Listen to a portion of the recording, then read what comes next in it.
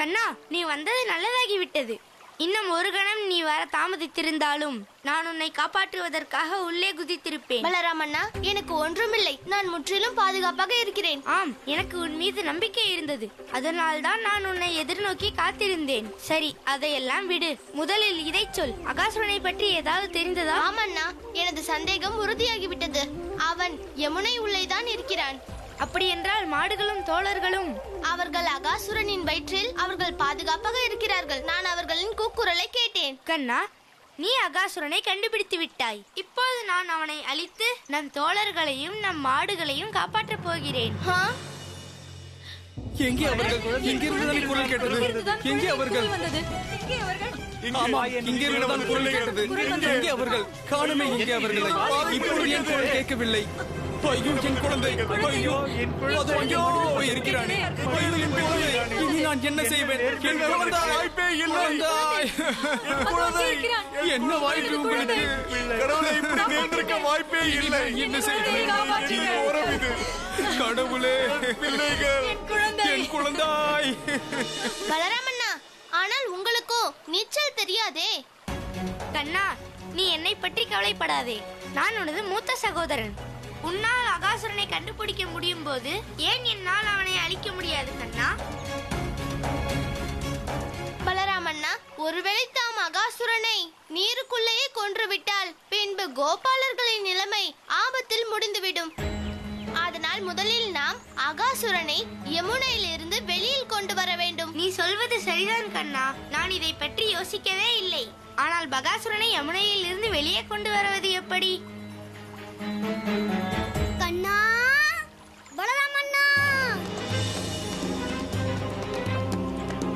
கோபிகையே, என்ன பதட்டமாக இருக்கிறாய்? என்ன விஷயம் கோபிகையே? கண்ணா, பலராமண்ணா, அந்த பிரஜவாசிகள் அனைவரும்... கோபிகையே, என்ன நேர்ந்தது பிரஜவாசிகளுக்கு? கண்ணா, அவர்கள் மிகப்பெரிய ஆபத்தில் இருக்கிறார்கள். கண்ணா, விரைவாக வா. வா என்னுடன். ஆபத்தா? என்ன ஆபத்து கோபிகையே? இப்பொழுது அதை சொல்வதற்கு சமயம் இல்லை. முதலில் நீ என்னுடன் வா. வாருங்கள் பலராமண்ணா. ஆபத்திருக்கும் இடத்தில் பலராமன் தோன்றுவான்.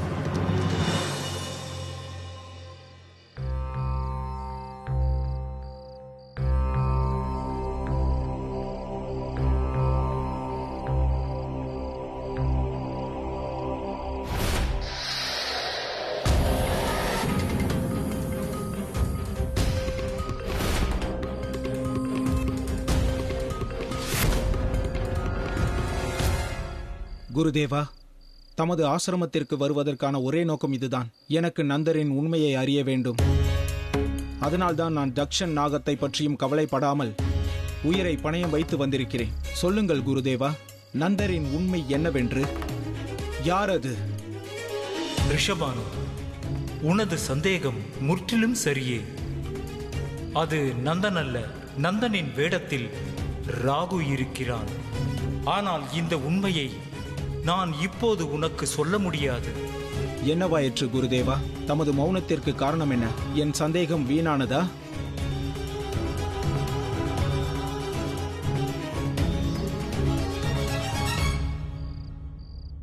உண்மைக்கு பல ரூபங்கள் உண்டு ரிஷபானு. அதனால் அந்த உண்மையை முற்றிலும் அறிந்து கொள்ளாமல் அதை வெளியில் சொல்வது உசிதமல்ல. அதாவது, இப்போது இதை பற்றி நான் எதுவும் சொல்ல முடியாது. ரிஷபானு, நீ கோகுலம் திரும்பிச் செல் குழந்தாய். நானே கோகுலத்திற்கு வந்து அனைத்தையும் தெளிவாக்குகிறேன். தங்களின் ஆணைப்படியே குருதேவா.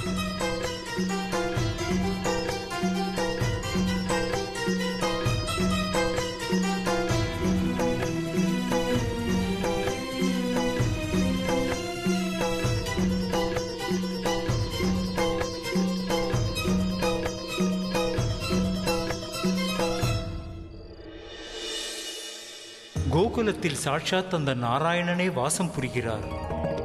நாராயணனின் இருப்பிடத்தில் ராகு அவர் தந்தையின் வேடத்தில் வந்திருக்கிறார். பிரபுவும் அவனை அடையாளம் கண்டுகொள்ளவில்லை. நிச்சயமாக இதன் பின்னே ஏதோ ஒரு காரணம் ஒளிந்திருக்கிறது. அதனால் ராகுவின் விஷயத்தில் எதையும் சொல்வதற்கு முன்பு பிரபுவின் அனுமதியை வாங்க வேண்டும். எனது நாராயணரின் விருப்பம் என்ன என்று தெரிந்து கொள்ள வேண்டும். ராதா, ஏன் பேசாமல் வருகிறாய்? என்ன நடந்தது? பிரஜவாசிகளுக்கு என்ன நடந்தது? இடையனே, நான் பார்த்தது உனக்கு சொல்லி புரிய வைக்க முடியாது. அதை பார்த்துதான் உங்களால் புரிந்து கொள்ள முடியும். கண்ணா, நீயே உனது கண்களால் பார், பிரஜவாசிகளுக்கு என்ன நேர்ந்தது என்று. இப்பொழுது நம்மிடம் மாடுகளும் இல்லை. தீவினத்தால் என்ன பயன் இருக்கிறது? நமது மாடுகள் இறந்து விட்டன. கடவுளே, எனது குழந்தையே இல்லாத போது இந்த பாலையும் வெண்ணையும் வைத்து நான் என்ன செய்ய போகிறேன்? நமது புதல்வன் இறந்து விட்டான். மடிந்து விட்டான் மகனே, என் என்னை விட்டு குழந்தை. சென்று விட்டாயே.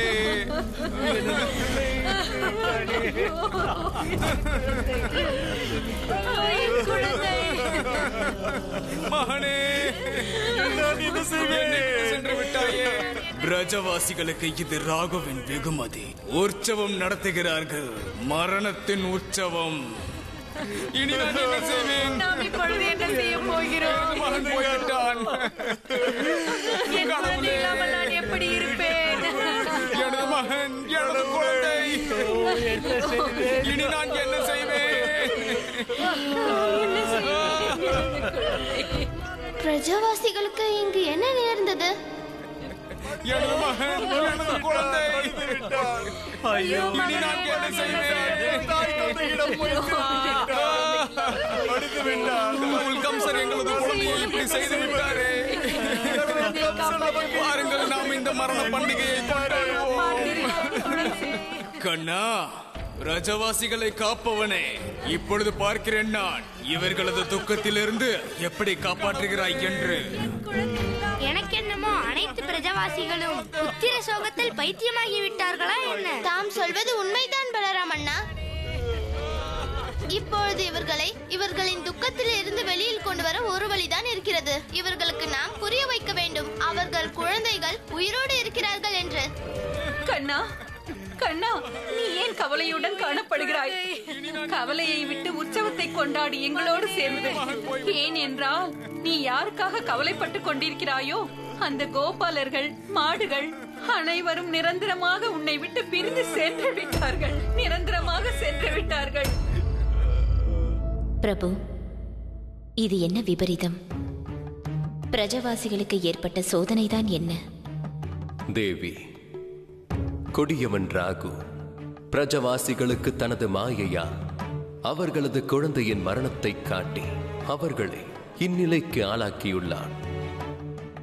ஆனால் பிரபு, பிரஜவாசிகள் வேதனையில் ஆழ்வதற்கு பதிலாக மரண உற்சவம் நடத்தி கொண்டிருக்கிறார்கள். ராகுவின் இந்த மாயை அவர்களை பைத்தியமாக்கிவிட்டது. ஏன் பிரபு? தேவி, இந்நிகழ்ச்சி உண்மையாக இருந்திருந்தால் தங்களது புத்திர சோகத்தில் பிரஜவாசிகளுக்கு மரணம் கூட நிகழ்ந்திருக்கலாம். ஆனால் இந்நிகழ்வு பொய்யானது. ஆதலால் எங்கோ ஓர் மூலையில் பிரஜவாசிகளின் இதயமானது இதை ஏற்றுக்கொள்ள மறுக்கின்றது. அவர்களின் வெளிமனது நந்தர் ரூபத்தில் இருக்கும் ராகுவை நம்பினாலும் அவர்களது ஆழ் மனமோ உண்மையை உணர்ந்திருக்கிறது. தங்களின் வெளிமனதிற்கும் ஆழ்மனதிற்கும் இடையே நடக்கும் போராட்டத்தால் அவர்கள் இந்நிலையில் உள்ளனர். தேவி, அத்தை, இது உண்மை அல்ல. எனது தோழர்கள், கோபாலர்கள், மாடுகள் அனைவரும் உயிரோடு இருக்கிறார்கள். யாரோ உங்களிடம் பொய் சொல்லி இருக்கிறார்கள். இதோ கண்ணன் வந்திருக்கிறான் நம்மளுடைய துக்கத்தை போக்குவதற்காக. ஆனால் கண்ணா, நாங்கள் அனைவரும் மிகவும் சந்தோஷமாக இருக்கிறோம். மிகவும் சந்தோஷமாக இருக்கிறோம். நமது கோபாலர்கள், நமது மாடுகள் பகவான் கம்சனின் உலகத்திற்கு சென்று விட்டார்கள். அனைவரும் சென்று விட்டார்கள். தாம் ஏன் புரிந்து கொள்ள மறுக்கிறீர்கள்? எதுவும் நேரவில்லை எனது தோழர்களுக்கு. பலராமண்ணா, நீங்களாவது சொல்லுங்களேன். கண்ணன் சொல்வது உண்மைதான். நாங்கள் இப்பொழுதுதான் யமுனை கரையில் இருந்து வருகிறோம். அனைத்து தோழர்களும் அகாசுரனின் வயிற்றில் இருக்கிறார்கள். அவர்கள் பாதுகாப்பாக இருக்கிறார்கள். நானே அவர்களின் குரலை கேட்டேன். அவர்கள் தங்களை காப்பாற்ற சொல்லி கூக்குரலிட்டு இருந்தார்கள். வாருங்கள், நாம் அகாசுரனிடம் இருந்து அவர்களை காப்பாற்ற வேண்டும். இந்த கண்ணன் எனது உற்சவத்தில் தடை ஏற்படுத்துகிறானே, நான் இவனை தடுத்தே ஆக வேண்டும். கண்ணா, பிரஜவாசிகளின் வேதனையால் நீயும் துக்கப்படுகிறாய் என்று புரிந்து கொள்ள முடிகிறது. அதனால் நீ அவர்களுக்கு தவறான நம்பிக்கையை அளிக்காதே. பொய் சொல்லவில்லை. நானே நேரில் என் கண்களால் பார்த்தேன் அகாசுரனை யமுனை ஆற்றிக்குள்ளே. இதில் உங்களுக்கு நம்பிக்கை இல்லை என்றால் என்னுடன் வாருங்கள். தங்களது அனைத்து சந்தேகங்களும் தீர்ந்துவிடும். வாருங்கள். அந்த அகாசுரனை பற்றி யாருக்கும் தெரியாதே. இந்த சின்னஞ்சிறு சிறுவனால் எப்படி அறிந்திருக்க முடியும்? கண்ணா, இப்பொழுது எங்களது அனைத்து சந்தேகங்களும் தீர்ந்து விட்டது கண்ணா. அதனால் நீயும் இப்பொழுது எங்களுடன் இந்த மரண உற்சவத்தில் கலந்து கொள் கண்ணா, கலந்து கொள். பிரஜவாசிகளே, கண்டீர்களா கடவுள் கம்சனுக்கு எதிராக நின்றதன் விளைவை?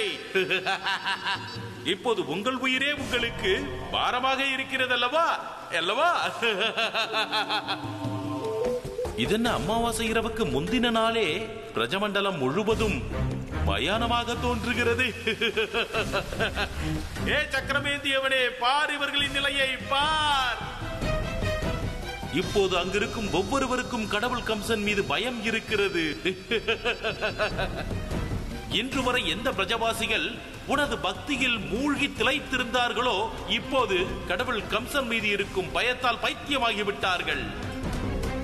நீயும் இருக்கிறாயே, இவர்கள் மத்தியில் வந்து இவர்களை காப்பாற்றி இருக்க வேண்டுமே.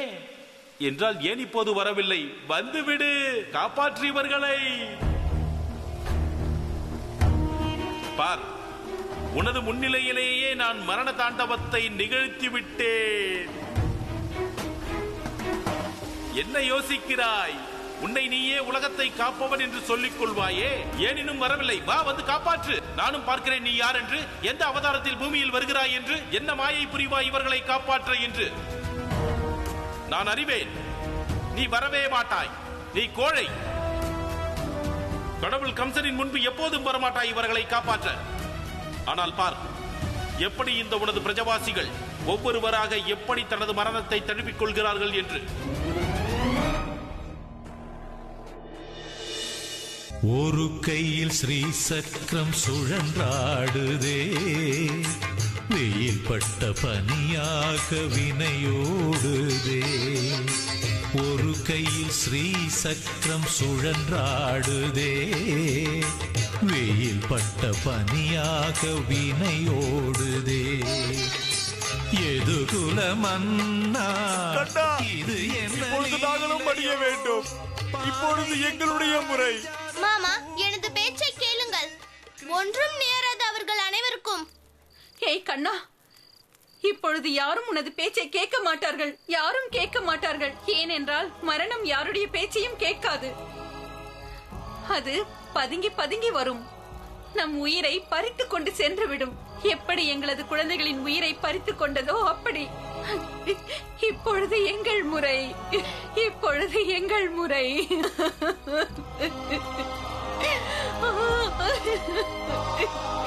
அனைத்து பிரஜவாசிகளும் தங்கள் குழந்தைகள் பிரிந்த சோகத்தில் பித்து பிடித்தது போல ஆகிவிட்டார்கள். இவர்கள் என்ன வேண்டுமானாலும் செய்வார்கள். நான் மிக விரைவில் ஏதாவது செய்தியே ஆக வேண்டும், அல்லது மாமன் கம்சனின் அசரீரி உண்மையாகிவிடும். கம்சன் மாமா, அம்மா சொல்வாள், தர்மத்தின் வாழ்வுதனை சூதுக்கவும், கடைசியில் தர்மமே வெல்லும். கம்சன் மாமா, நான் உமது சதியை எப்பொழுதும் வெற்றி பெற விடமாட்டேன். அதற்காக நான் என்ன செய்ய வேண்டி வந்தாலும் பரவாயில்லை.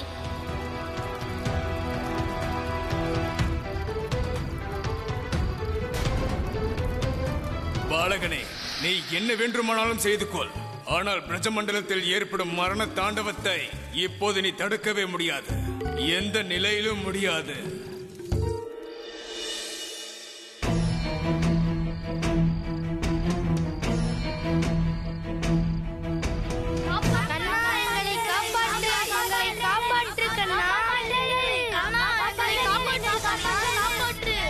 நான் அறிவேன், அனைத்து கோபாலர்களும் உயிரோடு இருக்கிறார்கள்.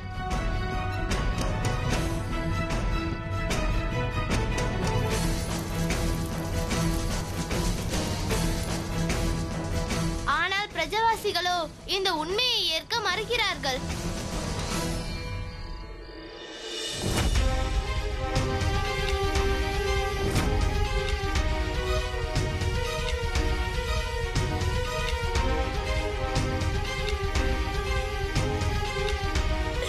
அநியாயமாக மடிந்து விட்டானே எனது பிள்ளை.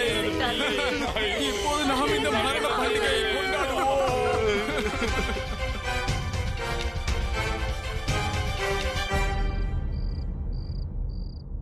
எனக்கு ஒன்றும் புரியவில்லை. என்ன செய்வதென்று? எப்படி கம்சன் மாமனின் சதியை முறியடிப்பது? எப்படி பிரஜவாசிகளுக்கு புரிய வைப்பது? அவர்கள் குழந்தைகளோ உயிரோடு இருக்கிறார்கள். எனக்கு இந்த பிரச்சனைக்கு வழி எதுவும் புலப்படவில்லையே. பிரபு, இப்பொழுது நிலைமையின் தீவிரம் உச்சமடைந்து விட்டது. பிரஜவாசிகள் மோசமான மனநிலையில் உள்ளார்கள். எப்பொழுது வேண்டுமானாலும் அவர்கள் தங்கள் உயிரை விட்டுவிடலாம். நாராயண நாராயண. ஆம் பிரபு, அன்னை சொல்வது உண்மைதான். இப்பொழுது நந்தகுமாரருக்கும் இந்த பிரச்சனைக்கு தீர்வு கிடைக்கவில்லை பிரபு. பிரபு, இப்பொழுது தாம் தங்கள் மாயையை உருவாக்கியே ஆக வேண்டும்.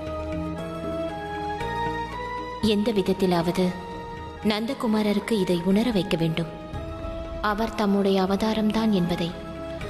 அப்படி நடந்தால்தான் பிரஜவாசிகளின் உயிரை காப்பாற்ற முடியும். தேவி, கண்ணன் மட்டுமல்ல, மாறாக அனைத்து உயிரினங்களுக்குள்ளும் உலகில் உள்ள அனைத்து பிரச்சனைகளுக்கும் நிச்சயம் ஓர் தீர்வு இருக்கும். ஏனெனில் மனிதர் ஒவ்வொருவரும் என் அம்சமே. அதிலும் கண்ணன் முழுமையாக எனது அவதாரம். ஆதலால் அவ்வாறு ஏதுமில்லை. எனக்கு தெரிந்தது கண்ணனுக்கு தெரியாது என்பது. தேவையானது ஒன்று மட்டுமே, நமக்குள் ஆழ்ந்து காண வேண்டியது. இச்சங்கடமும் தீராத ஒன்று அல்ல. இதற்குண்டான தீர்வை கண்ணனே தேடி கண்டறிவார் தேவி. நாராயண நாராயண. சத்திய வாக்கு பிரபு, சத்திய வாக்கு. அம்மா சொல்லுவாள், ஒவ்வொரு பிரச்சனைக்கும் தீர்வு நிச்சயம் இருக்கும் என்று. இப்போது இந்த பிரச்சனைக்கு ஒரே தீர்வுதான். நான் கோபாலர்களை அவர்களின் தாய் தந்தையின் முன் கொண்டு வர வேண்டும். ஒரே ஒரு முறை பிரஜவாசிகள் தங்கள் குழந்தைகளை உயிரோடு பார்த்துவிட்டால் எல்லாம் சரியாகிவிட போகிறது.